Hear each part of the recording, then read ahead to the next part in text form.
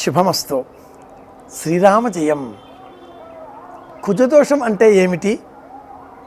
కుజదోషం ఉంటే తాడే పామే కాటేస్తుంది అంటారు, నిజమేనా? ఈ కుజగ్రహం నవగ్రహాలలో ఏ విధంగా దోషాన్ని కలిగిస్తుంది? ఎందుకు కుజదోషం అంటారు? ఏమిటి ఈ కుజదోషం? కుజదోషం కలవాళ్ళకి కుజదోషం కలవాళ్ళతోటే వివాహం జరిపించాలిట అని కూడా అంటూ ఉంటారు. కుజదోషం ఎన్ని రకాలు? ఏ స్థానాలలో కుజుడు ఉంటే దోషి? లగ్నం అంటే పుట్టిన సమయం, ఆ సమయానికి సంబంధించినటువంటి ప్రమాణం, ఆ ప్రమాణంలో ఎవరికి వారు లగ్నం తెలుసుకొని ఆ లగ్నం నుంచి 2వ ఇల్లు, 4వ ఇల్లు, 7వ ఇల్లు, 8వ ఇల్లు, 12వ ఇల్లు, ఈ స్థానాలలో కుజుడు ఉంటే దోషి అని జ్యోతిష శాస్త్రం చెబుతుంది. ఇల్లు అంటే గడి. జాతక చక్రంలో 12 గడులు ఉంటాయి. మనం ఏ గడిలో పుట్టిన వాళ్ళమో తెలుసుకొని ఆ గడిని ఇలా గుర్తుపెట్టుకొని ఆ గడి నుంచి 2, 4, 7, 8, 12 ఈ స్థానాలలో కుజగ్రహం ఉంటే దోషం అంటుంది శాస్త్రం. అలాగే ఆ స్థానాలు కర్కాటక రాశి, సింహరాశి, ధనురాశి, మీనరాశి, వృశ్చిక రాశి, మేషరాశి, ఈ 6 రాశులు అయిన పక్షంలో కుజదోషం లేదు అని మళ్ళీ మినహాయింపులు. ధనం వ్యయే చ పాతాళే జామిత్రే అష్టమే కుజే. దోషాలైతే స్వోచ్చమిత్రభ జాతానాం కుజదోషో న విద్యతే అని ప్రమాణం. ఇవన్నీ కూడా ఆ జ్యోతిష శాస్త్రంలో ప్రావీణ్యత పొందిన వారి విషయాలు మనం కూడా తెలుసుకుందాం. అలాగే కుజుడు దోషంగా ఉంది మన జాతకంలో ఆ గ్రహం కారణంగా అంటే తాడే పామే కరుస్తుందా? ఈ కుజదోషం కారణంగా వచ్చే ఫలితాంశాలు ఏమిటి అంటే దేహంలో రక్తం అతివేగంగా ప్రవహించడం, ఇది మొదటి దోషం.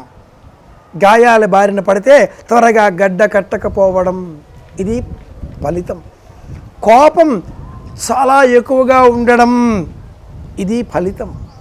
కుజదోషం కారణంగా మహిళలకైన ఎడల మాసిక నియమాలు ఇబ్బందికరంగా ఉండడం, సంతానం నిలవకపోవడం, మగవారికి అయిన ఎడల శారీరక మానసిక స్తంభన శక్తి తగ్గడం, ఉద్వేగ పరిస్థితికి లోను కావడం, అన్ని విషయాల్లో కూడా తొందరపాటుతో వ్యవహరించడం, ఏ పని అయినా కూడా తొందరగా చేయడంతో కలిగే అనర్థాల కారణంగా ఇల్లాలు భర్త ఇరువురి మధ్యన కూడా వైమనస్యం ఏర్పాటు కావడం, విడిపోవడం, ఇవి కుజగ్రహం కారణంగా వచ్చేటటువంటి అనర్థాలు. ఏ పని అయినా కూడా త్వరగా పూర్తి చేయడం అనే మాటలో ఉండే అంతరార్థం మీరు గుర్తించారు కనుక అది కుజదోషం వల్ల వచ్చేటటువంటి తీవ్రమైన ప్రమాదం.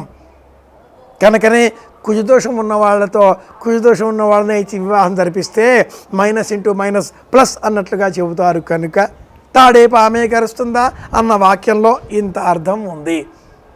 నిజమే అవుతుంది. మంచి అనుకున్న వ్యక్తి మంచిగానే కనిపిస్తాడు, కానీ దగ్గరగా వెళ్ళిన తర్వాత కానీ నిజం ఏమిటో మనకు సత్యం సుబోధకం కాదు. అలాంటి సందర్భాలలో కందిపప్పు దానం ఇవ్వడం, ఎరుపు రంగు వస్త్రాన్ని ధరించడం, కుడి చేతికి ఎరుపు రంగు దారాన్ని రక్షగా కట్టుకోవడం, అమ్మవారికి కుంకుమ ఆరాధన చేయడం, సుబ్రహ్మణ్య స్వామిని పూజించడం, పళని వంటి క్షేత్రాలకు వెళ్ళడం, ముఖ్యంగా సుబ్రహ్మణ్య స్వామిని పూజ చేసి షష్ఠి తిథి నాడు ఉపవాస వ్రతాన్ని పాటించడం, ఇలాంటివి అనుసరిస్తే కుజదోషం తొలగిపోతుంది. తాడు పామే కరవడం లాంటి మాటలు పక్కన పెట్టేసి చేతిలో పట్టుకున్న తాడు సైతం బంగారు తాడుగా మారుతుంది. కుజగ్రహం అనుకూలిస్తే ఉద్యోగంలో అభివృద్ధి సాధించగలుగుతాం. కుజగ్రహం అనుకూలిస్తే సమస్త విద్యలు కరతలామలకమవుతాయి. శాస్త్రం తెలుసుకుందాం, ధర్మాన్ని అనుసరిద్దాం, ధర్మధ్వనిని ప్రచారం చేద్దాం. మళ్ళీ కలుసుకుందాం. మీ కాకునూరి. శుభమస్తు.